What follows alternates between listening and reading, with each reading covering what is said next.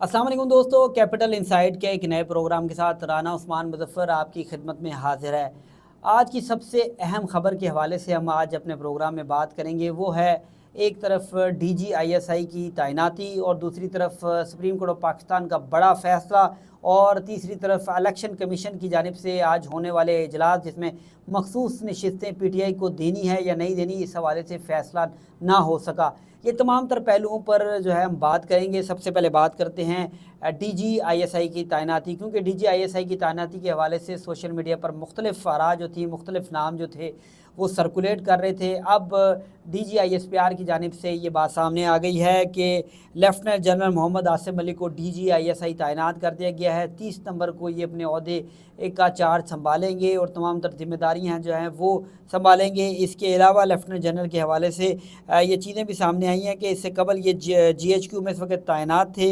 Lieutenant general Asim इससे पहले बलूचिस्तान में इन्फेंट्री डिवीज़न और वज़ीरिस्तान में इन्फेंट्री ब्रिगेड कमांड कर चुके हैं।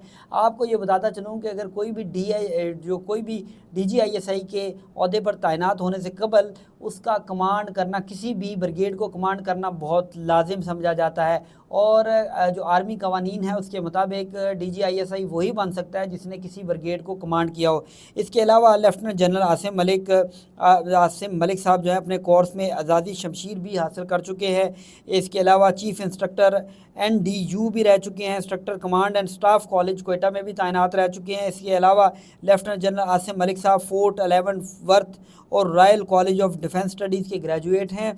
और इसमें ये बताया गया है कि लेफ्टिनेंट जनरल आसिम इससे पहले मिलिट्री ऑपरेशन डायरेक्टरेट में भी फ़राइज़ सर अंजाम देते रहे। ये बहुत अहम ओहदा है। उनका जो ट्रैक रिकॉर्ड दिखाया गया है, ये बताया गया है, ये इंतहाई प्रोफेशनल जो है DGISI होंगे, क्योंकि इनकी जानिब से दो जो ब्रिगेड्स हैं उनको कमांड किया गया और ये वो ब्रिगेड्स हैं जहाँ पर ताहाल इस वक्त इंसर्जेंसी नज़र आती है। बलूचिस्तान हो जाए, इसके अलावा वज़ीरिस्तान हो जाए, तो ये बहुत अहम ओहदा जो है DGISI का इस पर तैनात हुए हैं। अब दूसरी तरफ जो है सुप्रीम कोर्ट ऑफ पाकिस्तान की जानिब से भी बड़ा फ़ैसला जो है वो सुनाया गया है। सुप्रीम कोर्ट ऑफ पाकिस्तान ने इलेक्शन कमीशन की मखसूस नशिस्तों के हवाले से ये फ़ैसला सुनाया है और ये तफसीली फ़ैसला है। अब बड़े शिद्दत से इंतज़ार किया जा रहा था कि इस तफसीली फ़ैसले के हवाले से, और तफसीली फ़ैसले के हवाले से बहुत सी बातें भी की जाती रही और कहा जाता रहा, क्योंकि इलेक्शन कमीशन इस बात पर तैयार नहीं हो रहा कि मखसूस नशिस्तें जो है वो तहरीक इंसाफ को दिए जाए,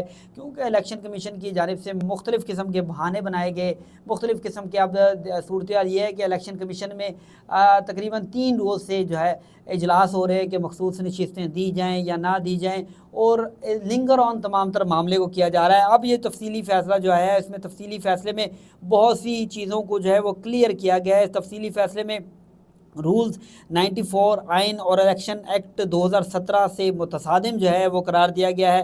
रूल्स 94 के तहत मखसूस नशिस्तों की अलाइनमेंट का तरीक़ाकार से मुतल्लिक भी बात की गई है।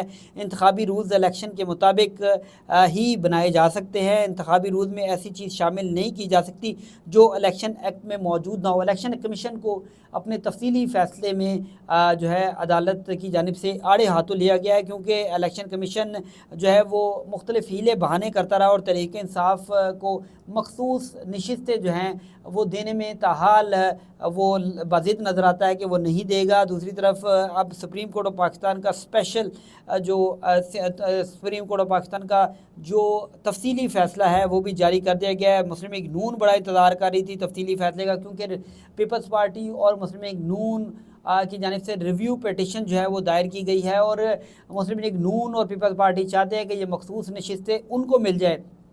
हालांकि दूसरी तरफ उनको अक्सरियत भी हासिल नहीं, लेकिन वो जैसे कि मुफ्त की सीटें लेने पर जो है बज़िद है। मुस्लिम लीग नून और सुप्रीम कोर्ट के इस फैसले में PTI को रिलीफ देने के हवाले से भी वजाहत दी गई है, क्योंकि बारहा ये कहा जाता रहा कि PTI का केस ही नहीं था, तो सुन्नी इत्तेहाद का केस था, तो PTI को कैसे सीटें दे दी गई हैं। देखें इस तफसीली जो फ़ैसले में बताया गया है कि रिलीफ देने के हवाले से जो बातें की जाती उसके हवाले से बताया गया है कि PTI की केस में फ़रीक बनने की दरख्वास्त हमारे सामने मौजूद थी। फ़ैसले में मज़ीद कहा गया कि अमूमी तौर पर फ़रीक बनने की दरख्वास्त पर पहले फ़ैसला किया जाता है। تفصیلی فیصلے میں 8 ججز نے 2 ججز کے اختلافی نوٹ پر تحفظات کا اظہار کر دیا۔ جسٹس امین الدین خان اور جسٹس نعیم اختر افغان نے 12 جولائی کو اکثریتی فیصلے کو آئین کے متصادم قرار دیا۔ اس فیصلے میں ان دونوں ججز کی جو ہے وہ بھی بات کی گئی ہے، جس انداز میں دونوں ججز نے اکثریتی فیصلے پہ اختلاف کا اظہار کیا وہ مناسب نہیں تھا۔ اب اس جسٹس امین الدین اور جسٹس نعیم اختر افغان کی جانب سے ایک اختلافی نوٹ لکھا گیا تھا، جس میں سخت جو چیزیں تھیں وہ لکھی گئی تھیں جو 8 اکثریتی ججز ہیں ان کے بارے میں۔ تو اسی حوالے سے اب یہ وضاحت بھی سامنے آئی ہے، جس میں یہ کہا گیا ہے کہ ان کا اختلاف رائے کا اظہار جو ہے وہ نامناسب تھا۔ جس انداز میں 2 ججز نے اکثریتی فیصلے پر اختلاف اظہار کیا وہ نامناسب تھا۔ اس طرح ساتھی ججز کے بارے میں رائے دینا سپریم کورٹ کی ساکھ کو متاثر کرنے کے مترادف ہے۔ اس فیصلے میں یہ بھی لکھا گیا کہ قانونی معاملات پر ہر جج اپنی رائے دینے کا حق رکھتا ہے۔ جس انداز میں 2 ججز نے اکثریتی فیصلے کو غلط کہا یہ نظام انصاف میں خلل ڈالنے کا مترادف ہے۔ یہ بہت اہم جو ہے ریمارکس ہیں عدالت میں، جو عدالت کی جانب سے تحریر کیے گئے ہیں، جس میں یہ فیصلے میں اکثریتی ججز جو ہے ان کی جانب سے لکھا گیا ہے کہ اس جو 2 ججز کے اکثریتی فیصلے کو غلط کہا یہ نظام انصاف میں خلل ڈالنے کے مترادف ہے۔ تحریک انصاف قومی اسمبلی میں مخصوص نشستوں کی حقدار ہے اور آئین و قانون کسی شہری کو انتخاب لڑنے سے نہیں روک سکتا۔ عوام کی خواہش اور جمہوریت کے لیے شفاف انتخابات ضروری ہیں۔ اس فیصلے میں کہا گیا کہ آئین عوام کو اپنے جمہوری راستے اپنانے کا اختیار دیتا ہے۔ عوام کا ووٹ جمہوری گورننس کے لیے اہم ہے۔ الیکشن کمیشن مخصوص نشستوں پر پی ٹی آئی کے امیدواروں کو نوٹیفائی کرے۔ اب تقریباً یہ تیسری دفعہ جو ہے سپریم کورٹ آف پاکستان کی جانب سے یہ کہا جا چکا ہے کہ تحریک انصاف کو مخصوص نشستوں پر نوٹیفائی کیا جائے، لیکن الیکشن کمیشن روزانہ اس طرح کی خبریں چلواتا ہے کہ ذرائع سے کہ الیکشن کمیشن کا اجلاس بیٹھ گیا، الیکشن کمیشن کے اجلاس میں فیصلہ نہ ہو سکا، آئینی ماہرین قانونی ماہرین بیٹھے۔ زیادہ قانونی اور کوئی آئینی چیز نہیں، ایک سپریم کورٹ آف پاکستان نے بالکل آسان الفاظ میں جو ہے وہ جو اپنا تحریری حکم ہے وہ جاری کر دیا، اور اس حکم کی یہ منفرد بات ہے کہ عدالت کی جانب سے کہا گیا ہے کہ اس کا اردو ترجمہ بھی جاری کیا جائے گا۔ اب اس کا اردو ترجمے میں یہ فیصلہ اس لیے جاری کیا جا رہا ہے کہ جن کو سمجھ نہیں آ رہی، روزانہ کی بنیاد پر یہ کہا جاتا ہے کہ سپریم کورٹ کے مزید فیصلے پر جو ہے وہ ہمیں سمجھ نہیں آ رہا تو عدالت سے رجوع کیا جائے گا، اسی لیے اب اردو میں فیصلہ جو ہے وہ دیا جا رہا ہے۔ اب پاکستان میں ہونے کا جا رہا ہے کیا حکومت یا پھر الیکشن کمیشن جو ہے وہ ایک پارٹی بن چکے ہیں۔ وہ جیسے کہ حکومت تو چاہتی ہے کہ وہ تحریک انصاف کو مخصوص نشستیں نہ دے، کیا الیکشن کمیشن جو ہے وہ اب سیٹیں دے گا یا نہیں دے گا؟ اب تیسری دفعہ الیکشن کمیشن کو یہ ڈائریکشن سپریم کورٹ کی جانب سے دی گئی ہیں کہ مخصوص نشستیں پی ٹی آئی کو دی جائیں۔